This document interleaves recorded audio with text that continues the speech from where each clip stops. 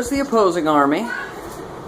Here's the defending army. Now, like I said earlier, we made this a little interesting. We did away with the point value, went on straight numbers, because we like our MageKnight battles to be more interesting and epic, as you can see. So that right there is my brother, also known the Bishop of Bacon. Hola! And he's got 200 figures, 40 uniques, 8 titans. What we did with troops is we did it a little differently. Uniques and single troops count as 1 out of your number total. Hill giants, siege weapons, anything on a 3 scale dial counts as 2 figures.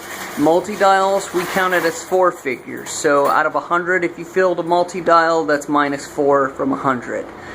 So, we do 2-to-1 siege odds.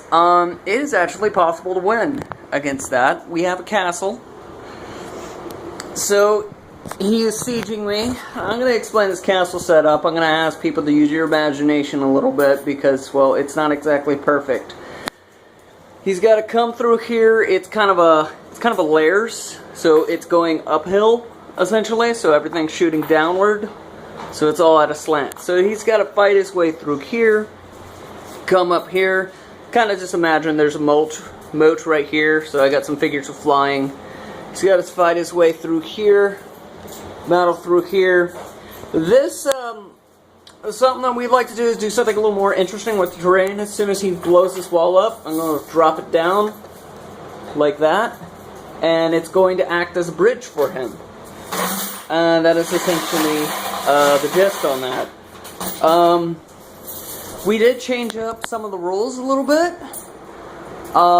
With summoning, we made it to where we have a pool of mage spawn, made the fights a little more interesting, so we can pull whatever it is that we brought in the pool.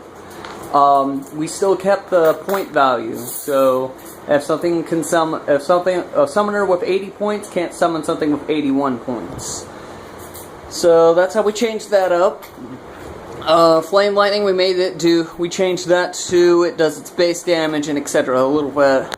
Just basically things to make fights like this go at a faster pace.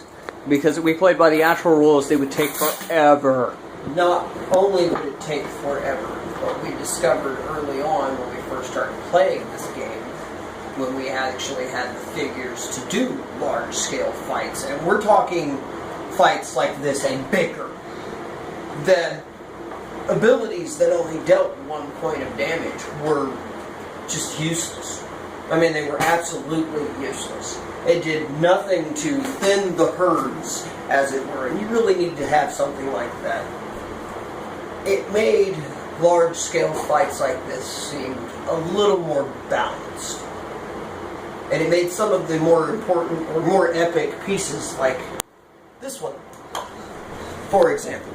A higher fit Draconum, 2 shots, 14 inches, with Flame Lightning, hits for 5. The original rule for Flame Lightning deals 1 point of damage, so it was shooting things like this, for example.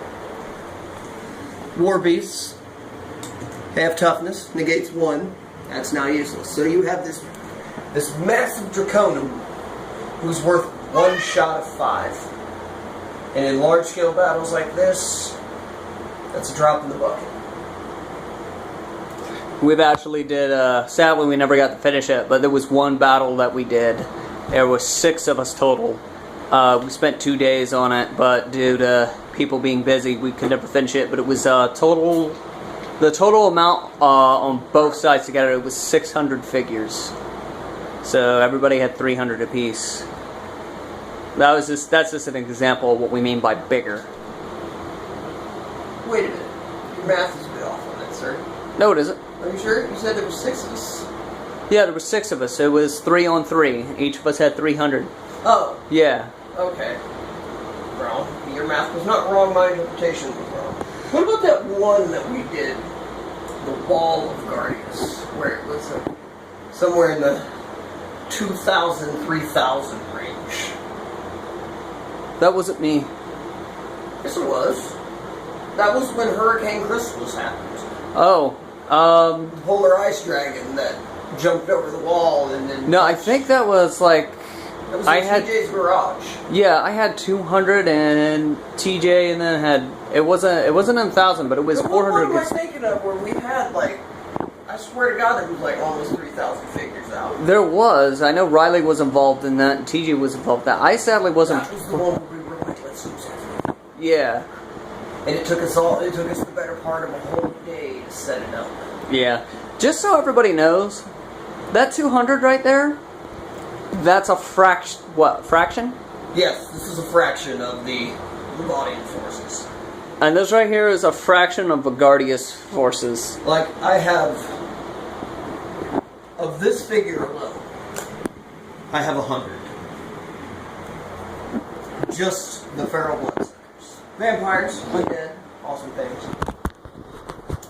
I have orc for days. That is Man-Eater. I managed to acquire him. Just in werebears and wolves. Alright. I have about 30. I So, think we've spent enough time on shuffling. we have. On to making the video. It's the first progress report. As you can see, the orc horde has moved up, with the exception of the Cyclops. Oh, But, sorry. how is the castle doing? Well, we've taken some hits. We're missing a wall. We're missing a tower. So, and we're going to be missing another tower soon. I do kind of have a contingency going up, or planned here. There's been some figures on both sides that have been summoned. I am been in the process of reinforcing this.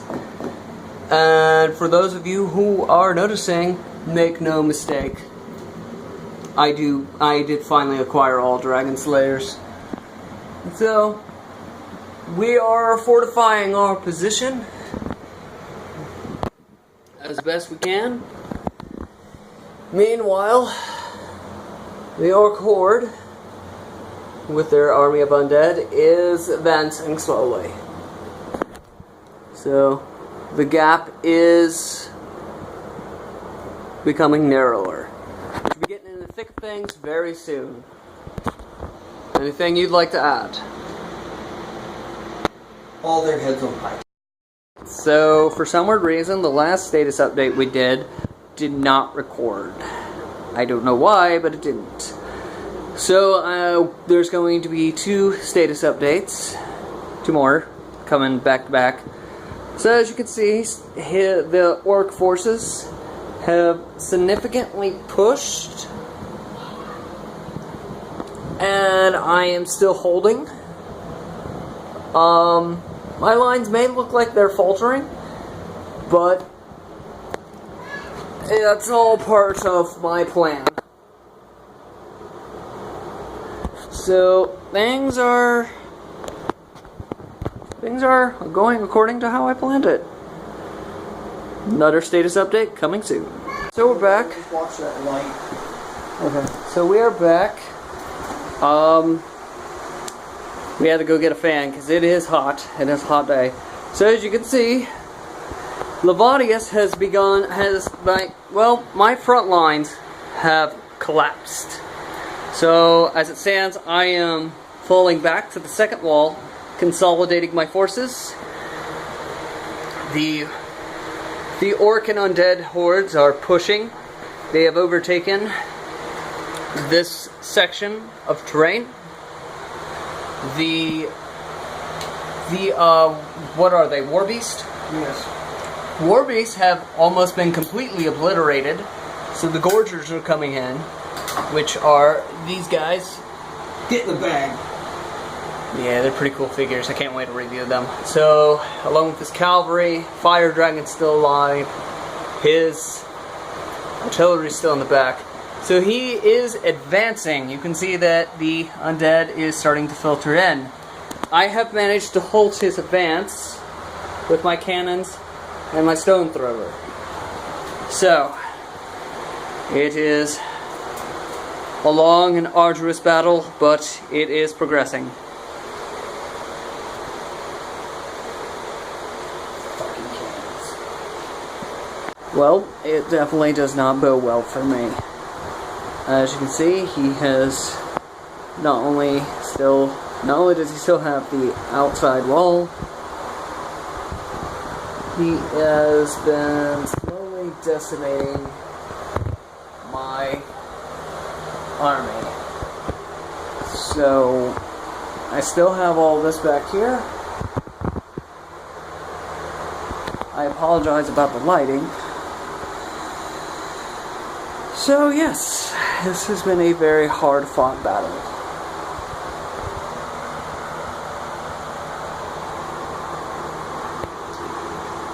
Ramas and those artillery have been the bane of my existence, along with that dragon. Alright, so this is the conclusion. Because it's getting late. So, my momentum on defending my capital has pretty much fallen. That guy is useless. What remains of my defending force is essentially these battle mentors and these guys here. I have a few individual troops back here along with my stone thrower and my cannon, but really isn't going to help much, because his momentum right now is that dragon. He's still by Cyclops, the dragon. The secondary artillery unit, primary artillery unit, meat support.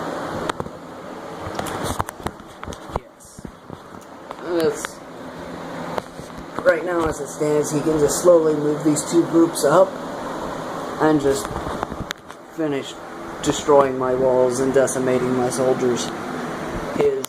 His dragon's been quite good, quite surgical, actually, at this castle. Yeah. So, the orc and undead armies win this fight. We did body count. How we did the body count was since my brother had 200, he would take his number and divide it by 2. This gave him 31, and this gave him 15.5. Well, gave him 15.5. You killed 31. Killed 31 total. But what that does is it breaks it down to a 100 on 100 scale. And mine was almost half my army. So this, I could have placed my artillery better, like in the middle. If I would have did that, I would have held out. I would have had a better advantage over this. And instead, I made the blunder of putting them in the back. So that is your battle report. His advance over here just kind of stopped after these two fired off and decimated some of his feral bloodsuckers around this area. After that, he changed his tactic. So it was a matter of just focusing in on this side. And after that was done, right after this side falls, it's pretty much over. And his cannons devour things. Yes, they Just do. devour them.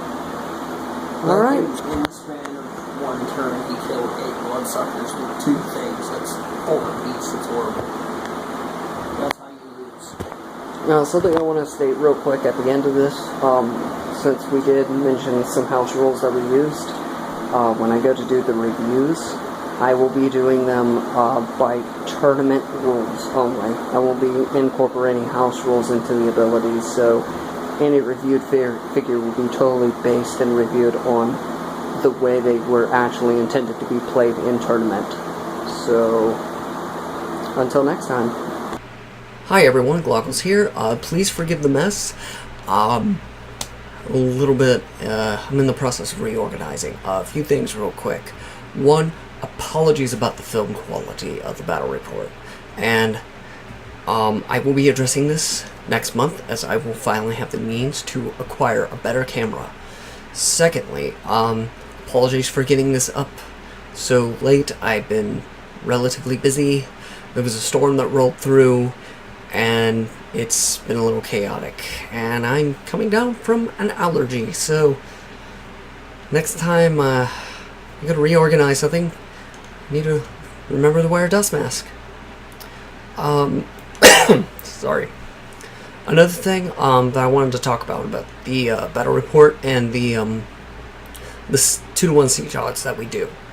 Like I said, we usually do 100 to 200 if it's a castle or city fight. If it's a fort, it's usually 75 to 150. If it's anything like 50 or smaller, then we usually do 50 on 50, 25 on 25. Something that we've also done with the cities, which was interesting, was a capture the flag. We even tried this with the forts, and it could be done. And we discovered that it can be done. Both the defending side and sieging side can win either way, but it's very difficult. What we learned was it's mostly based on what figures you field and what kind of strategies you use. A lot of that can play a factor, because in this particular game, one of the reasons I like it so much is you could be winning on a flank, and then one single mistake and that entire flank could, like, the tide on it can turn and just be a total nightmare. I've had that happen to me before, both in where I was winning and then lost, and vice versa. So that was something else that I wanted to bring up. Once again, thank you all for your patience, and apologies for the lateness of this video.